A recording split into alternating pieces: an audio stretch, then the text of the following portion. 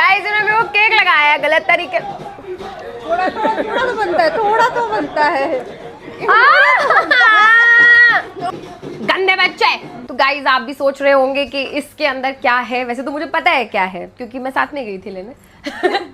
But मैं आपको भी दिखाती हूँ कि मुझे क्या गिफ्ट मिला है। ओके सो हम इसको अनबॉक्स करते हैं।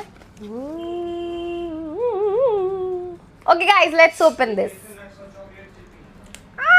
तो ये प्यारे प्यारे गोल्ड के इयररिंग्स हैं जो पापा मम्मी ने मुझे गिफ्ट किए हैं। कैसे लग रहे हैं जल्दी बताओ सब देख के।